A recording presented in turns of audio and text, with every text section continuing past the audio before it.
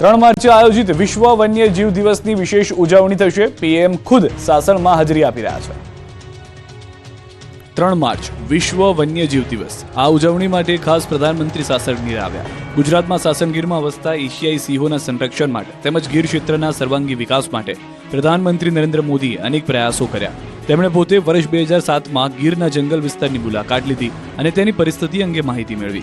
ત્યારબાદ તેમણે ગીર વિસ્તારના સમગ્ર વિકાસ માટે, સિંહોના સંરક્ષણ માટે તેમજ ગીરની વન્યજીવ સૃષ્ટિની જાળવણી માટેના ભગીરથ પ્રયાસો આદર્યા। હાલ ગુજરાતના 9 જિલ્લાઓના 53 તાલુકાઓમાં આશરે 30,000 ચોરસ કિલોમીટર વિસ્તારમાં સિંહોની વસ્તી છે। ગુજરાતમાં વસતા એશિયાઈ સિંહો તેમજ અન્ય વન્યજીવના સંરક્ષણ માટે રાજ્ય સરકાર દ્વારા અનેક પ્રયાસો કરવામાં આવી રહ્યા છે। આ ઉપરાંત ભારત સરકારના પ્રોજેક્ટના ભાગરૂપે વન્યજીવોના આરોગ્ય માટે જૂનાગઢના નવા પીપળિયા ખાતે 20.24 હેક્ટરથી વધુ જમીન પર નેશનલ રેફરલ સેન્ટર બનાવાઈ રહ્યું છે। સાસણમાં વન્યજીવ ટ્રેકિંગ માટે એક હાઈટેક મોનિટરિંગ સેન્ટર અને એક અત્યાધુનિક હોસ્પિટલનું નિર્માણ કરવામાં આવ્યું છે। ગુજરાતમાં એશિયાઈ સિંહોના સંરક્ષણ માટે વિવિધ પગલાઓ લેવામાં આવ્યા છે। મુખ્યમંત્રીના નેતૃત્વમાં વર્ષ 2024માં ગીર ખાતે 237 બીટગાર્ડ્સની ભરતી કરવામાં આવી છે, જેઓ સંરક્ષિત વિસ્તારમાં પેટ્રોલિંગ કરે છે અને સિંહોના રહેઠાણોનું રક્ષણ કરે છે। ગીરના સ્થાનિક લોકોના નાના પ્રશ્નોના નિરાકરણ માટે ગીર સંવાદ સેતુ કાર્યક્રમ ચલાવવામાં આવે છે। આ ઉપરાંત શાકાહારી પશુઓના સંવર્ધન માટે 9 બ્રીડિંગ સેન્ટર્સ પણ બનાવવામાં આવ્યા છે।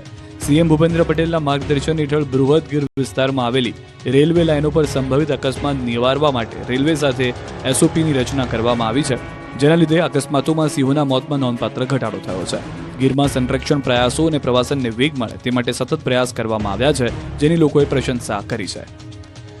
ગૃહમંત્રી અમિત શાહ ગુજરાત પ્રવાસે છે। મહેસાણામાં 100 વર્ષ જૂના મંદિરના દર્શન કર્યા।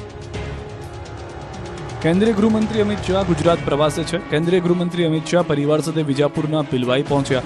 100 વર્ષ જૂના ગોવર્ધનનાથજી મંદિરનું અને શાળા સાંસ્કૃતિક ભવનનું ઉદ્ઘાટન કર્યું। પિલવાઈ ગામના ગોવર્ધનનાથ મંદિરમાં મૂર્તિ સ્થાપના પ્રસંગે ઉપસ્થિત રહ્યા। મંદિર મૂર્તિ પ્રાણ પ્રતિષ્ઠા મહોત્સવમાં પુત્ર જય શાહ અને પરિવાર પણ ઉપસ્થિત રહ્યા। કેબિનેટ મંત્રી ઋષિકેશ પટેલ અને સાંસદ અમિત નાયક પણ ખાસ હાજર રહ્યા હતા। આ ઉપરાંત અમિત શાહ શેઠ જીસી હાઈસ્કૂલ ટ્રસ્ટ સંચાલિત હાઈસ્કૂલના કાર્યક્રમમાં હાજરી આપી હતી અને હાઈસ્કૂલ વિદ્યાભવન અને સાંસ્કૃતિક ભવનનું ઉદ્ઘાટન કર્યું હતું। આમ આદમી પાર્ટીના ધારાસભ્ય ચેતર વસાવાએ લગાવ્યા ઠુમકા। આમ આદમી પાર્ટીના ધારાસભ્ય ચેતર વસાવા ઠુમકા લગાવતા જોવા મળ્યા। સુરતમાં એક પ્રસંગ હતો જેમાં ચેતર વસાવાએ હાજરી આપી। જેવું મ્યુઝિક શરૂ થયું કે ચેતર વસાવા પોતાની જાતને રોકી શક્યા નહીં અને એવું પણ કહેવાય છે કે બુટલેગર સાથે ચેતર વસાવા નાચતા જોવા મળ્યા। ચેતર વસાવાની બાજુમાં ખભે હાથ મૂકી નાચી રહેલ બુટલેગર સુરતના કોસંબા પંથકનો બુટલેગર બુધો ઉર્ફે બુધિયો હોવાનું જાણવા મળ્યું છે। ધારાસભ્યને બુટલેગર નાચી રહેલ વિડીયો થયો સોશિયલ મીડિયામાં વાયરલ। સવાલ એ છે કે જનતાના પ્રતિનિધિ જેને લોકોએ પસંદ કરી વિધાનસભામાં મોકલ્યા છે, આવા નેતાઓ જ બુટલેગરોના ખભે હાથ મૂકી નાચતા હોય તો સમાજ અને લોકો પર શી અસર પડે? પ્રસંગમાં હાજરી આપવાની વાત અલગ છે, પણ ઠુમકા લગાવવા કેટલું યોગ્ય? વડોદરાના અટલાદરામાં એક શખ્સે પાનના ગલ્લાને આગ લગાવી દીધી। જાણે કે વડોદરા શહેરમાં કાયદો અને વ્યવસ્થાની સ્થિતિ કથળી ગઈ છે। અસામાજિક તત્વો એટલા બેફામ બની ગયા છે કે કોઈ પણ ગુનો કરતા પહેલા તેને પોલીસનો ડર લાગતો નથી।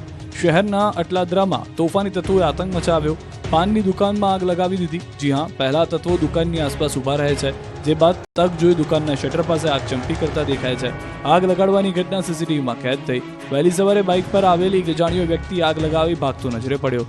અટલાદરા પોલીસે સીસીટીવી ફૂટેજના આધારે તપાસ હાથ ધરી। આ વ્યક્તિએ શું અંગત અદાવતમાં દુકાનમાં આગ લગાવી કે પછી જાણ ભીધું છે, આ અંગે પોલીસ દ્વારા ઊંડાણપૂર્વક તપાસ કરવામાં આવી રહી છે। ભાવનગરના જૂના બંદરમાં પ્લાસ્ટિકના કારખાનામાં ભીષણ આગ લાગી। ભાવનગરમાં અંબિકા પ્લાસ્ટિકના કારખાનામાં ભીષણ આગ લાગી। પ્લાસ્ટિકના મોનોયાન કારખાનામાં આગ લાગતા મોટા પ્રમાણમાં જથ્થો બળીને ખાખ થયો। ભાવનગરના જૂના બંદર પાસે આવેલા કારખાનામાં આગ લાગતા અફરાતફરી મચી ગઈ। આગ લાગવાનું કારણ હજુ સુધી જાણી શકાયું નથી। સ્થાનિક લોકોએ તાત્કાલિક ફાયર વિભાગને જાણ કરી હતી। કારખાનામાં રહેલા પ્લાસ્ટિક મોનોયાન સહિત મશીનરીને મોટું નુકસાન થયું। આ ઘટનાને કારણે આજુબાજુના વિસ્તારમાં દોડધામ મચી ગઈ। આગ એટલી વિકરાળ હતી કે ફાયર વિભાગને પણ ભારે જહેમત ઉઠાવવી પડી। આ તરફ સુરતના મહુવા નવસારી રોડ પર એક ટ્રકમાં ભીષણ આગ લાગી હતી। કપચી ભરીને ટ્રક બુધલેશ્વર ગામની સીમમાં પહોંચી ત્યારે અચાનક જ આગ ભભૂકી ઉઠી અને જોતજોતામાં આગે વિકરાળ સ્વરૂપ ધારણ કરી લીધું। આગની જ્વાળા એટલી વિશાળ હતી કે આગ પર કાબુ મેળવવો મુશ્કેલ હતો। ઘટના અંગે બારડોલી ફાયરની ટીમને જાણ કરાતા ફાયર વિભાગની ટીમ ઘટના સ્થળે પહોંચી આગ પર કાબુ મેળવી લીધો હતો। મહુવા પોલીસ પણ ઘટના સ્થળે પહોંચી જરૂરી કાર્યવાહી હાથ ધરી હતી। ટ્રકમાં આગ લાગવાનું ચોક્કસ કારણ જાણી શકાયું નથી। રિવોલ્વરથી ગોળી મારી દઈશ, આ વાત કરી પોલીસ કર્મીએ. વિડીયો વાયરલ થયો, સાહેબ થઈ ગયા સસ્પેન્ડ. પોલીસ અને જનતા વચ્ચે સુમેળ રહે તે માટે પોલીસ સતત પ્રયાસ કરતી હોય છે, પરંતુ કેટલાક કર્મીઓના કારણે પોલીસની છબી સતત ખરડાતી રહી છે. અમદાવાદ શહેરમાં પોલીસની દાદાગીરીનો વિડીયો વાયરલ થયો. નરોડા વિસ્તારમાં હંસપુરા ચોકી પાસે એક લક્ઝરી બસને રોકી પોલીસ દંડ લઈ રહી હતી. તે સમયે પીસીઆર ઇન્ચાર્જની લક્ઝરી બસ ચાલક અને ક્લીનર સાથે માથાકૂટ થઈ, જ્યાં પોલીસ કર્મચારીએ બસ ડ્રાઈવર સાથે ગેરવર્તણૂક કરી, જેનો વિડીયો વાયરલ થયો. આટલી વાતમાં પોલીસ કર્મીએ રોફ બતાવતા રિવોલ્વરથી ગોળી મારી દઈશ તેવી ધમકી આપી હતી, જેમાં એએસઆઈ ભરતભાઈને સસ્પેન્ડ કરવામાં આવ્યા છે. તો બસ ચાલક સામે પોલીસ સાથે ઘર્ષણ કરવા અને પોલીસ કાર્યવાહીમાં રૂકાવટ બદલ ગુનો દાખલ કરાયો છે. અમદાવાદના બોડકદેવમાં કાર પાર્ક કરવા મામલે થઈ ગયું ધીંગાણું. અમદાવાદના થલતેજમાં કાર પાર્ક કરવા મામલે થયું ધીંગાણું. બે જૂથ વચ્ચે પાર્કિંગ બાબતે બબાલ થઈ. વાત કંઈક એવી હતી કે થલતેજ ગામના મોટા ઠાકોરવાસમાં અશોક ઠાકોરના ઘર સામે રાહુલ ઠાકોરે કાર પાર્ક કરી. બંને વચ્ચે બોલાચાલી થઈ. લગ્ન પ્રસંગના કારણે કાર પાર્કની તકરારમાં રાહુલે અશોક પર પાઇપ વડે હુમલો કર્યો. બસ પછી તો પૂછવું જ છું. જોતજોતામાં બંને વચ્ચે મારામારી શરૂ થઈ ગઈ. મામલો બોડકદેવ પોલીસ સ્ટેશને પહોંચી ગયો. પોલીસે પ્રોહિબિશન અને મારામારી અંગે ગુનો નોંધી કાયદેસર કાર્યવાહી હાથ ધરી. અકસ્માતની બે ઘટનાએ લોકોના હોશ ઉડાડી દીધા છે. મર્સિડીઝ કારે મહિલાને ઉડાવી તો બસ નીચે આવી ગયું બાળક. રફતારના બાદશાહ શહેરમાં બેફામ બન્યા છે. મોટા શહેરમાં બે એવી ઘટના બની. પ્રથમ ઘટના બની છે અમદાવાદમાં વસ્ત્રાપુરના જજીસ બંગલા પાસે. એક મર્સિડીઝ કાર ચાલકે મહિલાને અડફેટી લીધી. કારની ટક્કર એટલી જબરજસ્ત હતી કે મહિલા હવામાં ફંગોળાઈ. 62 વર્ષીય મહિલા કાશ્મીરા ઠાકરને નવીરાએ ટક્કર મારી. અકસ્માત બાદ મર્સિડીઝ કાર ચાલક સ્થળ પરથી ફરાર થઈ ગઈ. જોકે અકસ્માતની ઘટના સીસીટીવીમાં કેદ થતા પોલીસે સીસીટીવીના આધારે એ ડિવિઝન ટ્રાફિક પોલીસે કાર્યવાહી હાથ ધરી છે. બીજી ઘટના સામે આવી વડોદરામાં બસની અડફેટે બાળકનું મોત થયું.